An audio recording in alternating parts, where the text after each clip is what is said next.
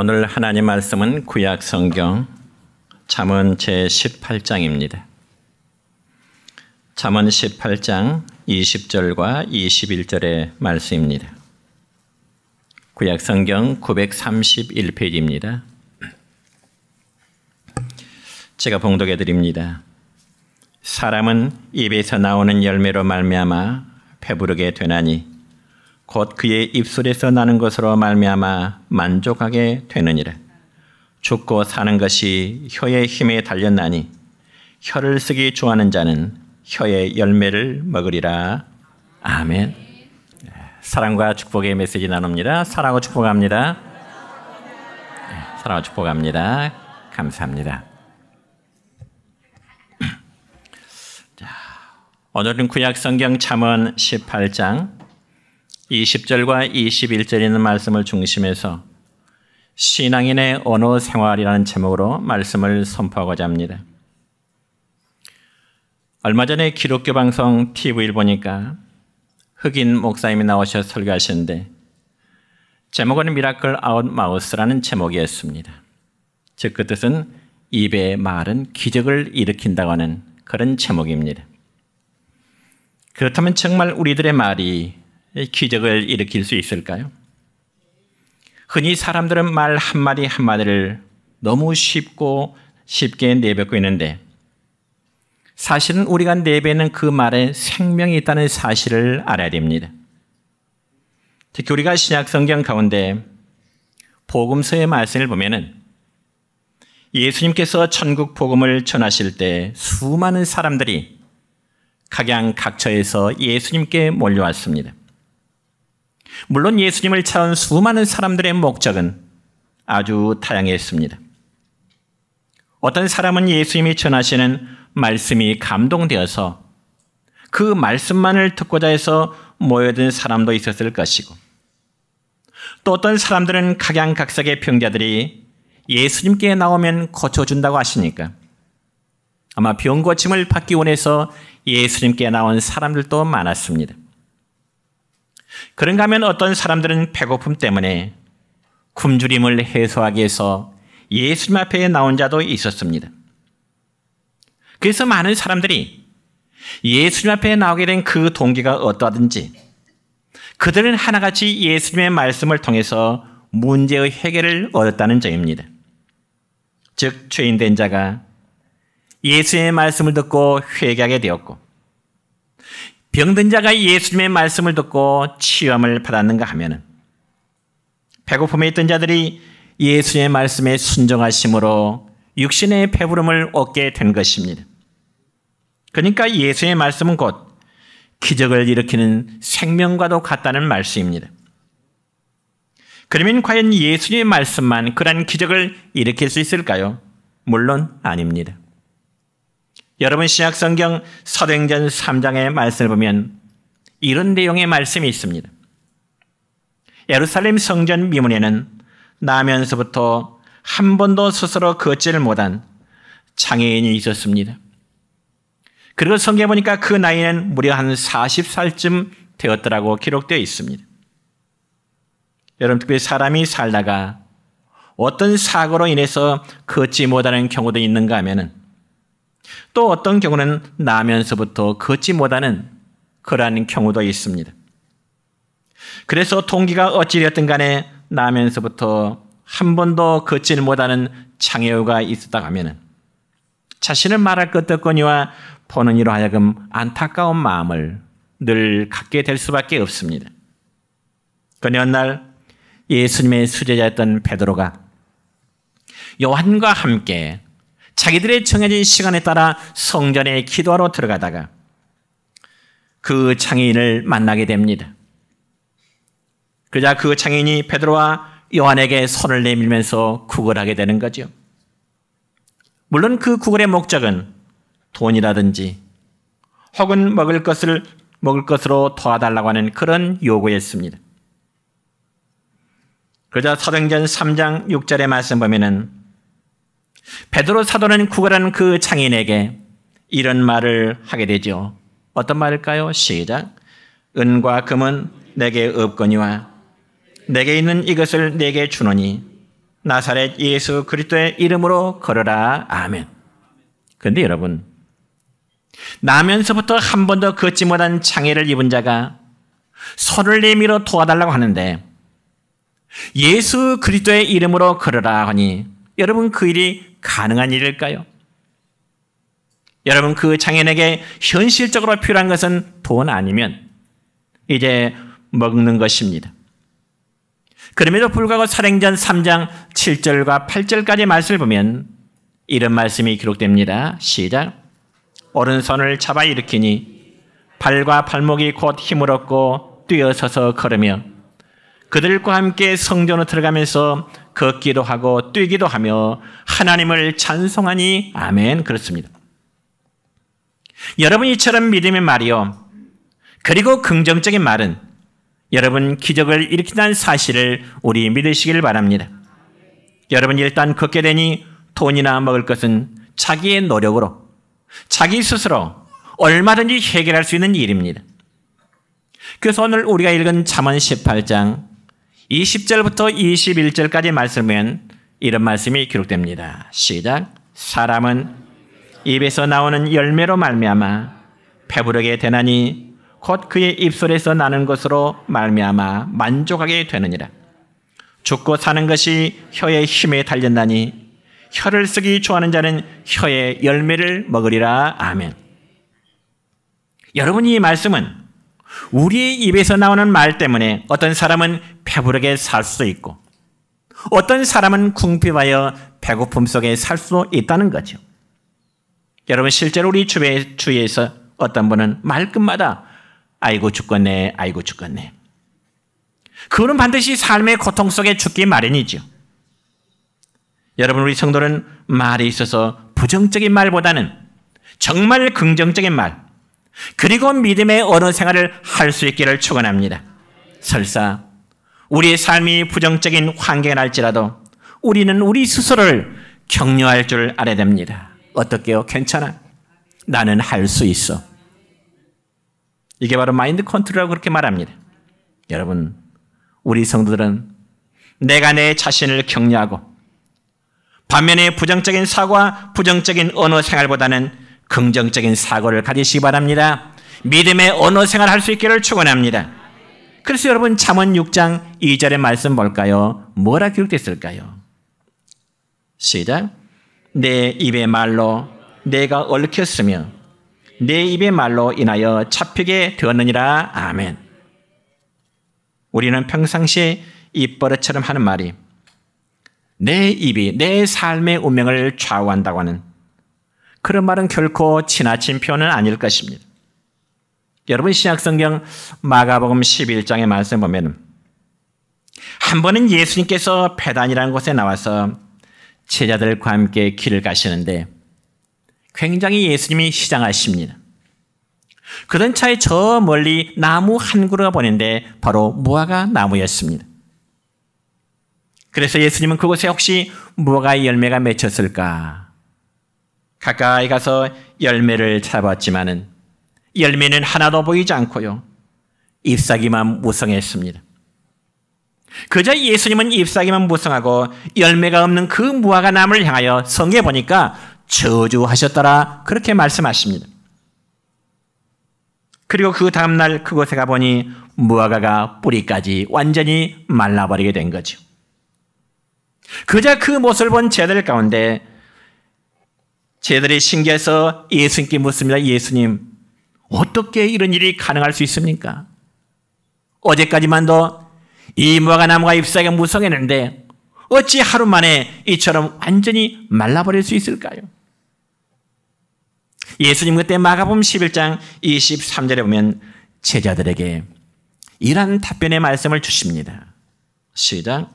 누구든지 이 산더러 들려 바다에 던져지라 하며 그 말하는 것이 이루어질 줄 믿고 마음에 의심하지 아니하면 그대로 되리라. 아멘. 그러니까 말하는 것이 이룰 줄 믿고 마음에 의심하지 아니하면 그대로 되리라 그렇게 말씀하십니다. 여러분, 우리는 믿음의 확신을 가지고요, 말하고 명령을 마치 태산을 옮길 것이란 큰 일도 할 수 있다는 예수님의 이 비유적인 말씀을 여러분들이 바로 믿으시길 바랍니다. 그러면 구체적으로 우리는 어떤 말을 해야 될까요? 예수 믿는 신앙인들이 어떤 말을 해야 될까요? 오늘 저는 세 가지를 말씀드리고 싶은데, 첫째는 서로 믿음의 말을 해야 됩니다. 믿습니까? 특별히 하나님의 자녀된 우리 성도는 매사에 정말 믿음의 말을 하시길 바랍니다. 그러면 어떤 분은 마음으로 믿는다고 하면서도 어느 생활은 자꾸 의심하는 말을 되풀이하는 그런 분들이 있습니다. 여러분, 인간관계에서도 서로가 믿어주는 관계라면 우리의 사회가 얼마나 아름다운 사회가 되겠습니까? 여러분, 국민이 지도자의 말을 믿어준다면 아마 행복한 국가가 될 것입니다. 그럼에도 불구하고 여러분, 우리 국민들이 가장 못 믿겠다는 직업 중에 하나는 무슨 직업인 줄 아십니까? 바로 정치인들입니다. 이런 경우는 여야가 따로 없습니다. 심지어는 나라의 지도자인 대통령도 국민들 앞에 너무나 말을 쉽게 바꿔버립니다. 그러니 국민들이 과연 지도자 위정자들을 바르게 신뢰할 수 있겠느냐 그 말이죠. 그렇다면 우리 성도들은 과연 저와 여러분이 예수님을 믿는다고 하면서도 어디까지나 믿고 계신가요? 어떤 분은 교회 다닌 지 수십 년이 되었음에도 십자가의 구속도 못 믿고요, 예수님이 십자가 위에서 죽은 자 가운데 살아나지 못하셨다고 하는, 다시금 살아나셨다는 그 부활의 사실을 믿지 못하겠다고 하는 분도 있습니다. 뿐만 아니라 어떤 분은 천국이나 지옥도 못 믿겠다는 식으로 말하는 분이 있는가 하면은, 그런 분들은 교회를 수십 년 다녀도 신앙의 경륜이 아무리 많아도 십자가를 통한 구원의 도리를 믿지 못한다면, 천국과 지옥의 사실을 믿지 못한다면, 예수님의 죽음과 부활을 믿지 못한다면 그건 결코 구원함에 이르지를 못하는 것입니다. 참으로 교회를 다니는 것은 그저 좋은 말 한마디 듣고 인간 관계만을 맺고자 하는 마음으로 다닌다면 그건 하나의 종교 생활은 될 수 있습니다. 그러나 신앙 생활은 되지를 못하는 것입니다. 사랑하는 성도 여러분이요, 우리의 믿음은 입으로 고백할 때 온전하게 되는 것이지요. 그래서 여러분이요, 로마서 10장 10절의 말씀 보면 이런 말씀이 있습니다. 시작. 사람이 마음으로 믿어 의에 이르고 입으로 시인하여 구원에 이르느니라. 아멘. 그러니까 마음에 믿는 바를 입으로 시인한다. 마음에 믿는 바를 입으로 고백하고요, 구원이 완성되는 것이죠. 그렇다면 따서 합시다. 나는 구원을 받았습니다. 나는 하나님의 자녀입니다. 나는 마귀를 이겼습니다. 그렇습니다. 이 세 가지 고백이 여러분의 마음과 입술에서 항상 고백이 되어야 되는 것이죠. 다시 한번, 나는 구원을 받았고요, 나는 하나님의 자녀이고요, 나는 마귀를 이겼다고 하는 이 세 가지 신앙의 고백이 있을 때 여러분의 믿음은 흔들리지를 않게 될 것입니다. 그렇다면 저는 여러분에게 묻고 싶습니다. 여러분은 주님에 대한 사랑의 고백을 해보셨습니까? 사랑하면서도 사랑을 고백하지 못한다면 그는 짝사랑일 뿐이지 온전한 사랑이 되지를 못하는 것입니다. 그렇기 때문에 주님은 우리에게 사랑의 고백 듣기를 원하십니다. 주님은 저와 여러분에게 사랑의 고백 듣기를 원하십니다. 그래서 요한복음 21장의 말씀을 보면은 부활하신 주님은 저 갈릴리 바닷가에서 고기를 갖고 있는 베드로를 찾아가십니다. 주님이 베드로에게 말씀하십니다. 뭐라고요? 요한의 아들 시몬아, 네가 나를 사랑하느냐? 이 말은 베드로야, 너 나 사랑하느냐? 그렇게 물으신 적이 있습니다. 그렇다면 만약 주님이 베드로에게 네가 나를 사랑하느냐고 물으셨던 그 물음을 주님이 저와 여러분에게 물으신다면 여러분은 어떻게 답변하고 싶으십니까? 예, 제가 주님 사랑합니다. 제가 주님 사랑합니다. 이런 고백할 수 있기를 축원합니다. 그래서 이 말씀은 내가 너희를 사랑한 것처럼 너도 나에게 사랑의 고백을 한번 해다오. 바로 주님이 베드로를 향하신 마음이요, 주님이 저와 여러분을 향한 그런 간절한 마음이신 것입니다. 여러분, 주님을 사랑한다면 또한 성도들을 사랑하는 고백도 있어야 됩니다. 우리는 매주일 예배 때마다 제가 설교하기 전에 바로 사랑하며 축복합니다, 이런 메시지를 나누죠. 물론 이런 고백은 입술만의 전달이 아니라 진심으로 형제 자매를 사랑하는, 그러면서 사랑하면서 축복하라고 하는 그런 마음입니다. 우리는 정말 믿음의 형제를 사랑하되 진심 어린 마음으로요 사랑하고 축복하십시다. 그러면 그러한 복이 여러분 자신에게도 돌아게 됨을 여러분 믿으시기를 바랍니다.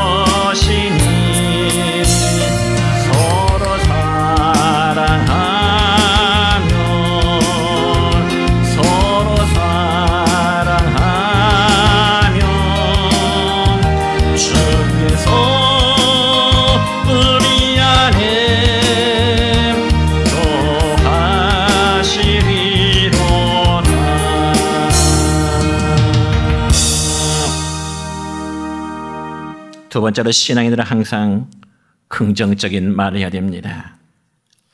여러분, 구약성경 민수기 13장과 14장까지 내용을 보면은 이스라엘 백성들은 광야 생활을 할 때 바란이라는 지역에서 잠시 머무른 적이 있습니다. 그곳에서 모세는 이스라엘 12지파 가운데 각 지파에서 한 사람씩 이제 모집을 하게 됩니다. 왜냐하면 그 이유는 가나안 땅을 탐지하기 위한 하나의 정탐꾼을 이제 구성하기 위한 목적이지요. 그래서 그들은 가나안 땅에 들어가 40일 동안 여기저기 샅샅이 뒤지면서 가나안 땅에 자기들이 보고 들은 바를 철저히 조사해서 지도자인 모세에게 보고를 하게 됩니다. 그래서 민수기 13장 28절로 33절까지 말씀을 보면 보고의 반응은 하나의 10대 2의 비율로서 부정적인 보고가 매우 압도적이었습니다. 그러면서 12명의 정탐꾼 가운데 10사람의 보고는 이렇습니다. 민수기 13장 28절입니다. 시작. 그 땅 거주민은 강하고 성읍은 견고하고 심히 클 뿐 아니라 거기서 안악 자손을 보았으며, 그 다음에 또 31절 볼까요? 시작. 우리는 능히 올라가서 그 백성을 치지 못하리라. 그들은 우리보다 강하니라. 또 33절입니다. 시작. 우리는 스스로 보기에도 메뚜기 같으니 그들이 보기에도 그와 같았을 것이니라. 아멘. 그러니까 여러분, 가나안 땅을 탐지하고 돌아온 10사람의 아주 부정적인 보고는 그 성읍은 초롱성벽 같고 그곳에 사는 아낙 자손은 키들이 워낙 장대해서 그들의 모습 앞에 우리는 이스라엘 백성들은 마치 메뚜기처럼 초라하다. 성읍은 견고해서 도무지 우리가 점령할 수 없다고 하는 부정적인 보고를 하게 됩니다. 40년 동안 하나님의 약속을 믿고 이제 그 땅에 점령해야 되겠는데 열사람의 보고는 부정적이에요. 안 되겠습니다. 도무지 안 돼요. 어쩌면 40년의 모든 고생들이 수포로 돌아갈 위기입니다. 그러면서 오히려 자기의 처자식들은 다 사로잡혀서 죽게 될 것만 같으니 한마디로 절망적인 보호를 하게 됩니다. 여러분, 그러자 그 말 들은 이스라엘 백성들은 밤새 통곡하면서 얼굴이 퉁퉁 붓도록 울게 됩니다. 그러면서 하는 말이 있어요. 무슨 말 하게 될까요? 민수기 14장 2절의 말씀입니다. 시작. 이스라엘 자손이 다 모세와 아론을 원망하며 온 회중이 그들에게 이르되 우리가 애굽 땅에서 죽었거나 이 광에서 죽었으면 좋았을 것을, 이 고생하려고 이 정말 부정적인 곳에 우리가 이르지 못할 것을 차라리 광야에서 죽고 애굽 땅에서 차라리 죽었으면 좋았을 것을, 한마디로 절망적입니다. 절망적인 탄식의 모습이죠. 그러면 그러한 반면에 믿음의 사람 여호수아와 갈렙만큼은 아주 긍정적인 말합니다. 똑같이 보고 보고하는 내용은 달라요. 그러면 과연 두 사람의 긍정적인 보고는 어떻게 이루어질까요? 민수기 14장 9절입니다. 시작. 여호와를 거역하지는 말라. 또 그 땅 백성을 두려워하지 말라. 그들은 우리의 먹이라. 그들의 보호자는 그들에게서 떠났고 여호와는 우리와 함께 하시느니라. 그들을 두려워하지 말라. 아멘. 그러니까 여호수아와 갈렙이라는 두 사람은 아주 긍정적인 말, 그리고 용기를 주는 말, 그리고 믿음을 일으키는 말을 하게 된 것입니다. 이처럼 긍정적인 믿음의 말을 한 여호수아와 갈렙은 약속의 땅인 가나안 땅에 들어가게 되죠.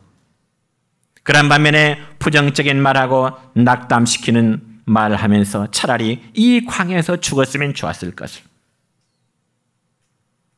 그런 사람들은 어때요? 그들의 말대로 광야에서 다 죽고야 말았습니다. 그러니까 내뱉는 말이 씨가 되고 내뱉는 말이 열매가 된 것입니다. 그리고 그 후손들만이 약속의 땅에 들어가게 된 것입니다. 여러분, 이쯤 되면 우리 성도들의 언어 생활은 내가 내뱉는 말을 통해서 내 운명이 결정되어진다 해도 결코 지나친 표현은 아닐 것입니다.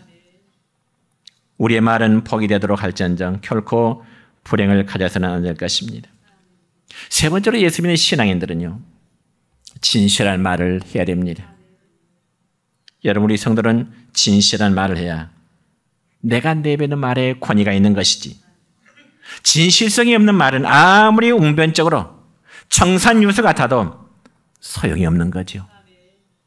그래서 구약성경 여러분 시편 15편의 말씀을 보면은 여호와의 장막에 머물고 주의 성산에 이를 자가 누구인가에 대해서 시편 15편 1절로 3절까지의 말씀 보면 이런 말씀이 기록됩니다. 시작. 정직하게 행하며 공의를 실천하며 그의 마음에 진실을 말하며 그의 혀로 남을 허물하지 아니하고 그의 이웃에게 악을 행하지 아니하며 그의 이웃을 비방하지 아니하며. 아멘. 여러분, 여호와의 장막은 하나님의 나라를 의미하지요. 그 하나님의 나라는 정직하고요, 공의를 일삼으며 그 마음에 진실을 말하는 사람들이라야 들어갈 수 있다고 말씀하고 있습니다. 그런 반면에 성경에 보니까 이 마귀는 거짓말장이요, 요한복음 8장 44절에 보니까 거짓의 아비라고 표현되어 있습니다. 우리 하나님은 진실하신 분이십니다. 그래서 마귀를 멀리하고 하나님과 통행하며 하나님의 복을 받기를 원한다면 여러분의 믿음의 형제 여러분이여 거짓을 버리고 진실한 말을 내뱉는 우리 모두가 될 수 있기를 축원합니다. 그런 날 이단자들은 얼마나 거짓말을 잘하는지 모릅니다. 그럴 수밖에 없는 것은요, 자기들의 거짓된 가르침을 옳은 것처럼 포장하더니 또 다른 거짓말이 나올 수밖에 없습니다. 특히 오늘날 크게 타락하고 있는 신천지교회 이단 집단자들의 거짓말은 여러분 일반인들조차도 상상하기 힘들 정도로 너무너무 많은 거짓으로 포장되어 있습니다. 왜 그럴까요?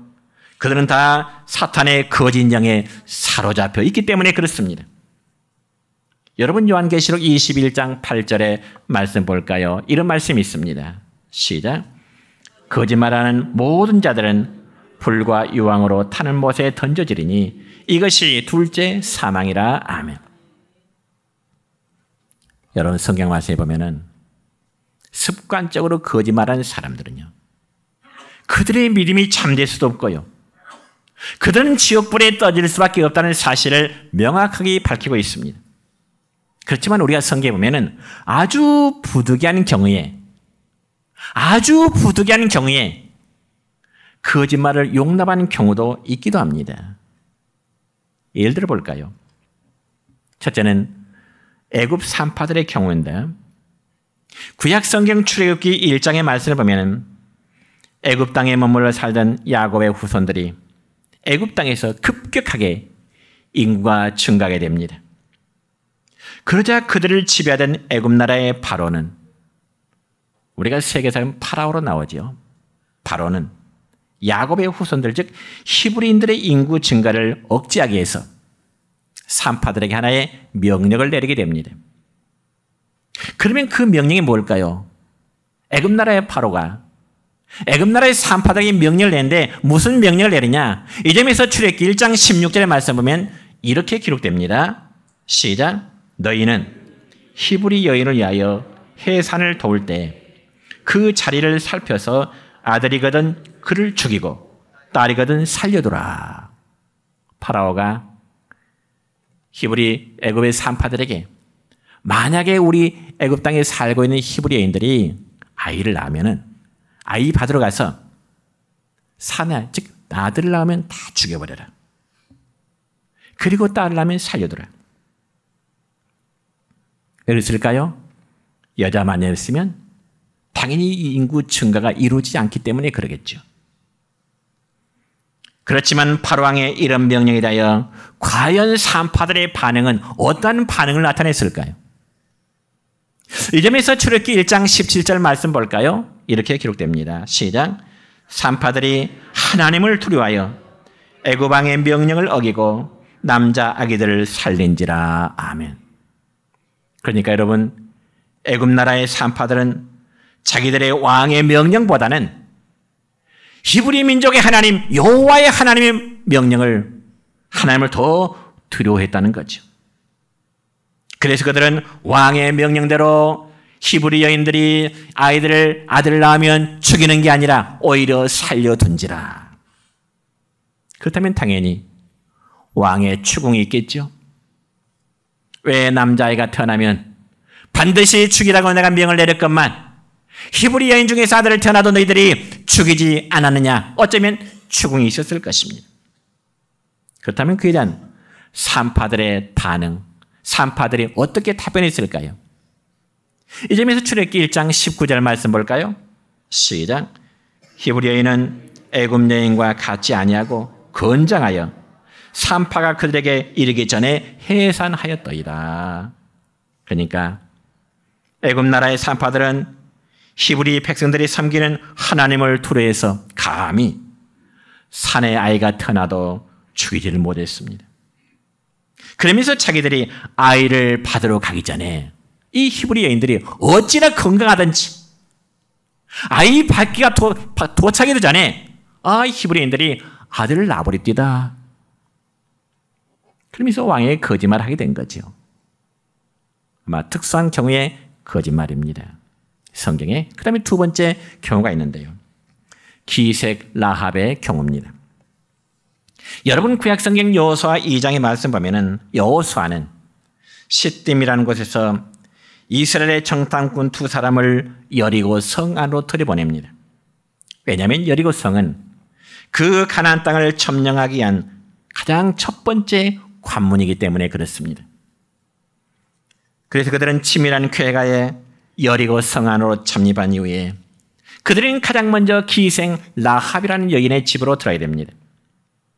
그렇다면 우리는 여기서 한 가지의 의문점을 가져볼 수 있겠죠. 그게 무엇인가 하니 여러분 가나안 땅에 들어가기 전에 정보 수집이라고 하는 그 막중한 임무를 가지고 들어간 정탐꾼들이 왜 기생집을 찾아야 될까요?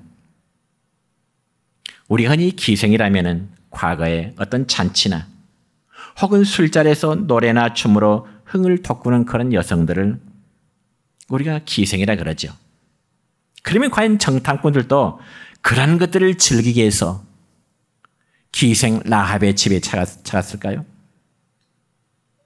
물론 아닙니다.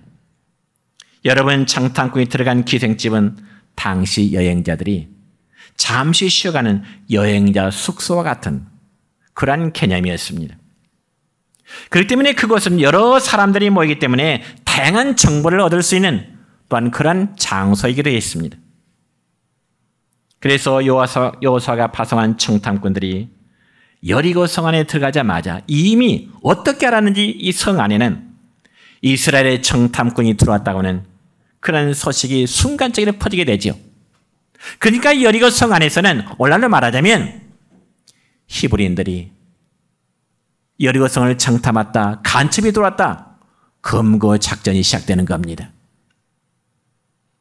그러자 라합이라는 여인은 이스라엘의 정탐꾼 두 사람을 자기 집 지붕 한 곳에 숨기게 됩니다. 왜요? 정탐꾼들의 신변을 보호해 주기 위함이죠. 그러니까 이 두 경우, 즉 애굽의 산파들이 이스라엘의 남자아이를 죽이지 않는 일과 라합이 정탐꾼을 숨기자는 일의 공통점은 다 사람을 죽이지 않기 위한 어쩌면 선한 거짓말을 하게 된 것입니다. 그런데 만약 애굽의 산파들이나 여리고 성의 기상 라합이 진실하게 말했더라면 많은 생명이 죽임을 당하게 되는 것 뻔한 일입니다. 그렇지만 그들은 자기 자신의 유익을 위한 거짓말이 아니라 사람의 생명을 살리게 한 거짓말이 된 거죠. 그 마음을 하나님이 아신 것입니다. 그래서 성경에 보면 아무튼 이런 특수한 경우가 있긴 하지만은 아무튼 하나님은 우리 성도의 어느 생활 속에서 진실을 원하십니다. 그러니 우리 성도의 말 한마디 한마디는 세상 어디서도 정말 보증수표가 되어야 될 줄 믿습니다. 예수 믿는 어떤 목사, 예수 믿는 장로님, 권사님, 집사님, 예수 믿는 성도, 그 말은 정말 보증수표와 같아. 우리가 그런 말 들하지 않겠어요?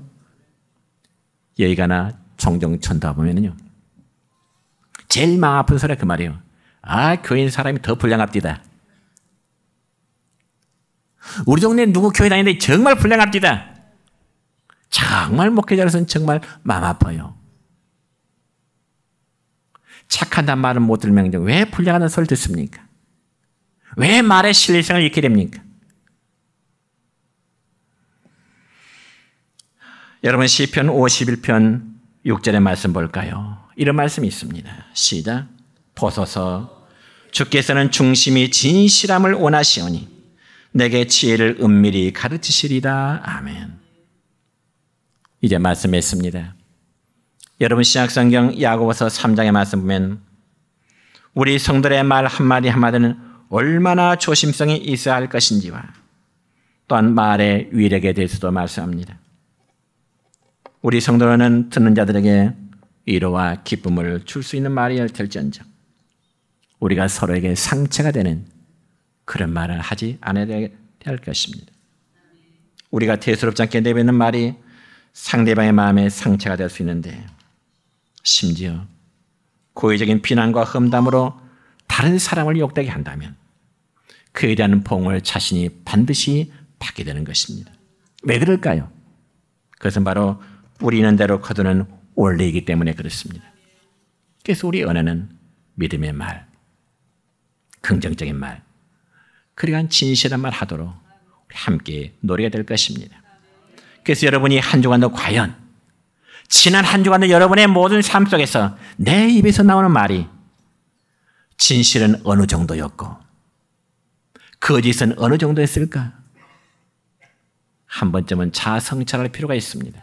그래야 우리의 삶이 더욱 경건 생활에 이르게 될 것입니다. 기도드립니다.